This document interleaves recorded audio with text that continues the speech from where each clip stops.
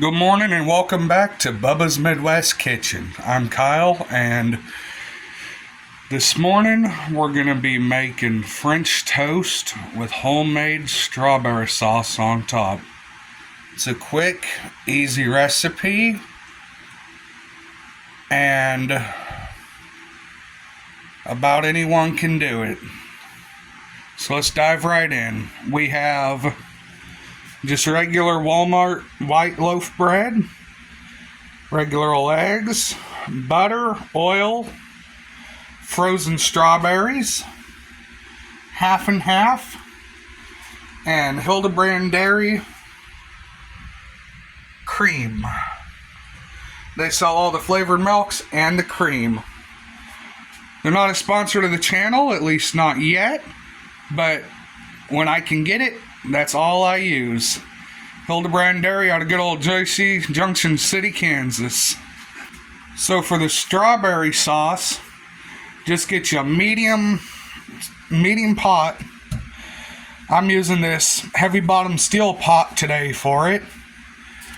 And put y'all right above the work area there so you can see. Let's get that heat on to just over medium. And you'll just start by dunking down some of those frozen strawberries into the pot so they could cook down into a nice sauce consistency. Now you don't want to overload it, so this will be all I do for now until they can get cooked down some more. Now while that's warming up and starting to cook down, we'll get our egg dredge ready.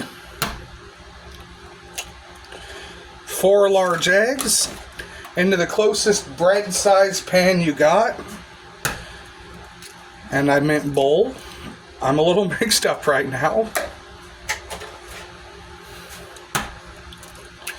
Just 4 eggs right in there.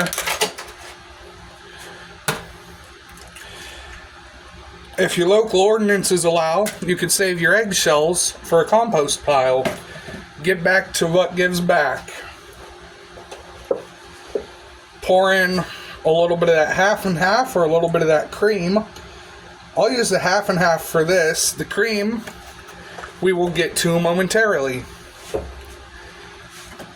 Now you just take the smallest whisk you have, if it's not too tiny.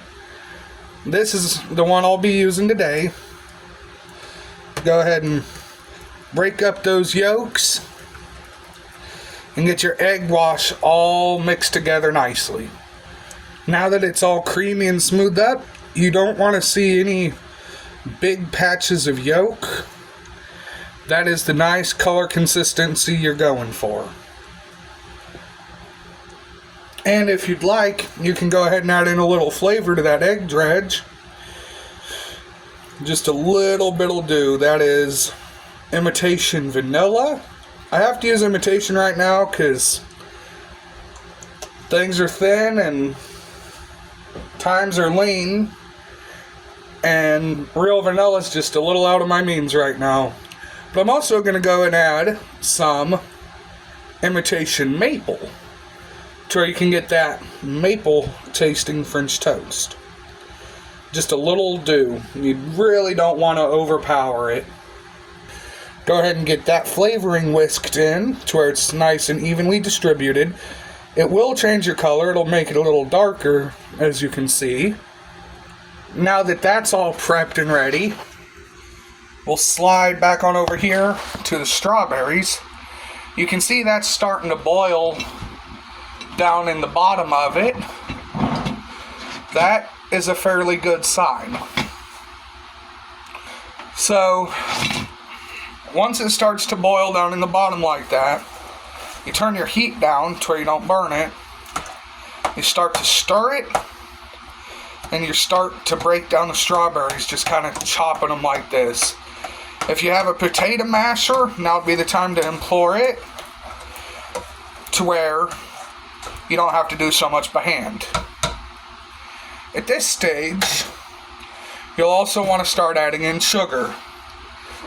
For the diabetic crowd who's watching, there are several low sugar or sugar-free options. like my dearest sister-in-law would require. But I don't have any of those options right now. In a video down the line, I can go into some of those options. But you'll start with just a whole cup. Just right on in there. You'll stir that in. You're really going for more of a homemade syrup consistency. Homemade strawberry syrup to go on top of the French toast. Stirry, stirry, stirry. And now you'll let that cook down a little longer. Now that this has had a little time to cook down more, you can see that real nice consistency starting to form. We'll go ahead and add in a few more of these strawberries here.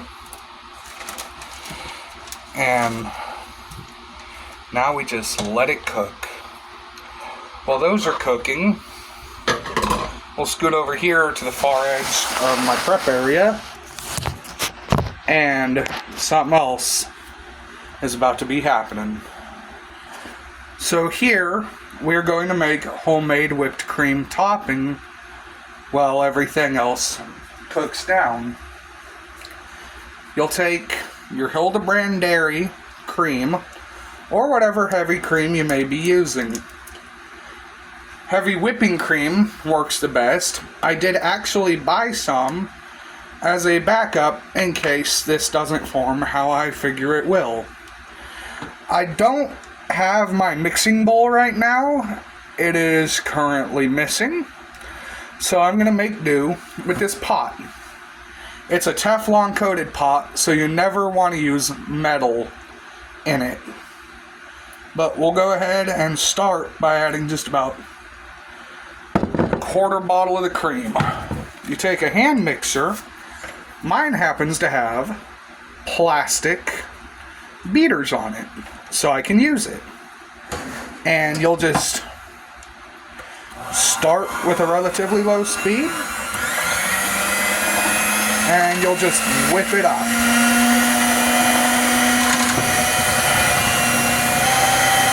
Whipping your own whipped cream is a rather long process, but it is so much more worth it, in my opinion. As this begins to thicken up nicely, you'll want to pause, add in some vanilla flavor, and maybe just a dash of sugar to it too. Give it a sweeter profile, because cream is very rich.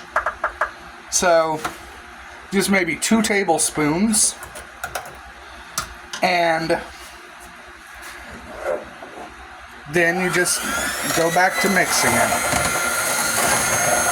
As you can see, it's achieved a very, very thick, frothy texture, like your average standard whipped cream. That is thickening up nicely, but not quite as thick as I like it, so I'm going to go ahead and add a little bit of the heavy whipping cream to see if that'll help. Alrighty, so it will take quite a while to make, and it will get kind of messy, as you can see by the oversplatter. But the mess is well worth the payoff. This fluffy, decadent, homemade whipped cream. It won't even fall off the spoon if you flip it over. Just amazing. Now, since we've completed that, let's scoot back over and have a check on these strawberries, shall we? They're coming along real beautifully too. Look at that. To help break up the clumps, I will also employ the mixer for this too.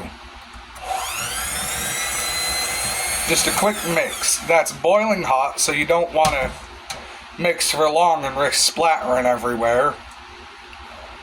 That would be less than ideal.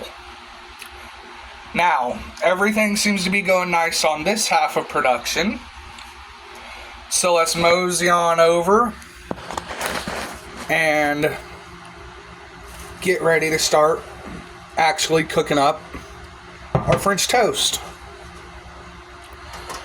Get that cast iron heating up just over medium high, and while we wait for it to heat up, we'll go ahead and add in just a little oil to the bottom of the pan. Now, cast iron is a very porous material. It'll just drink that oil up. So take a folded paper towel and wipe down the sides with your oil. Just get the whole inside coated up.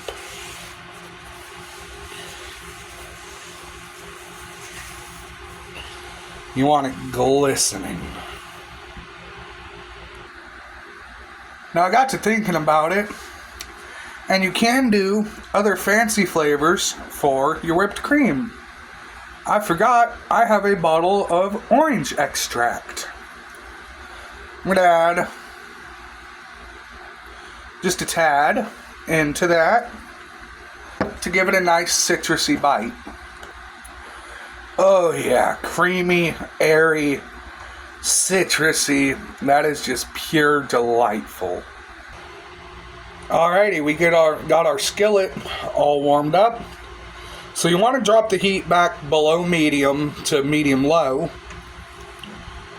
There's a little much oil in there right now, but that's alright. So this extra oil we'll actually take and pour out most of into a glass bowl to be reused later. Don't fret, I try and be as much of a zero waste kitchen as possible, but now that this has the appropriate amount of oil in it and is heated appropriately, we'll go ahead and start cooking the actual French toast itself. So you'll start, just soak up that bread and your egg wash.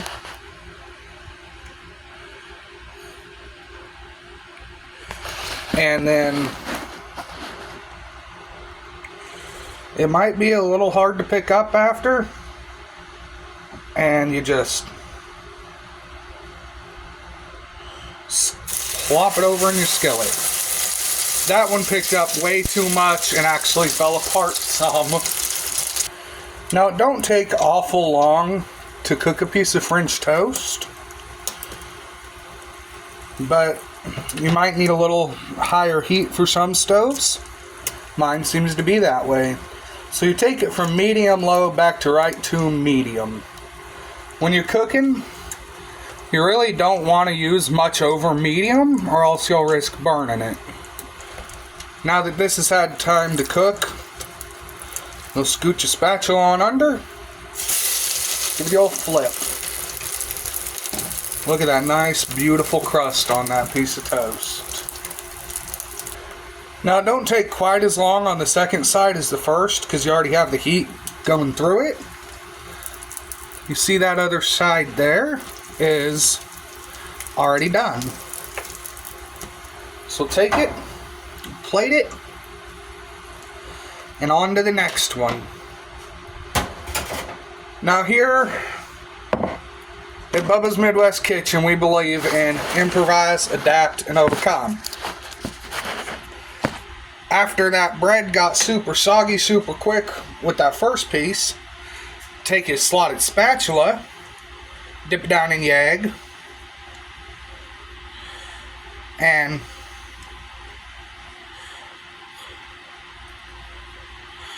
dip your bread over top of it like that. That way, you got a nice, easy way to pull it out of the junk.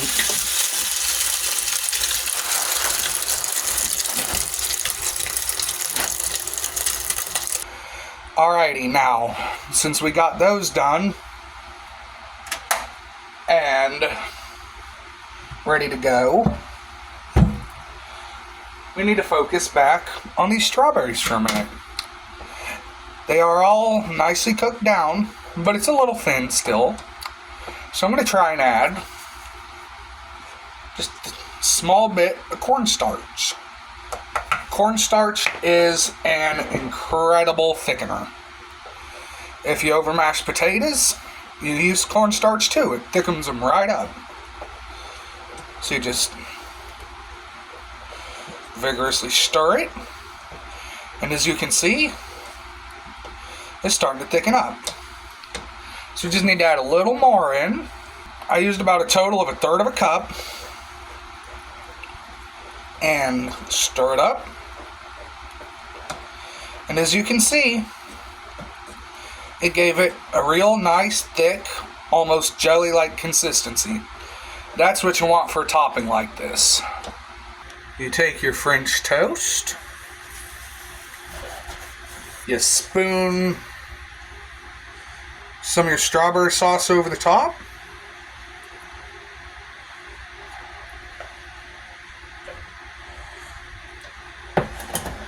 Then you dollop on some of your homemade whipped cream, as much as you please. And there you go. Quick, easy, homemade French toast. That's all there is to it. Thank y'all for watching. This is Kyle with Bubba's Midwest Kitchen. And until next time, I bid you adieu. Please stay tuned in, as I have many videos planned for the next week or two, and I wouldn't want y'all to miss a second.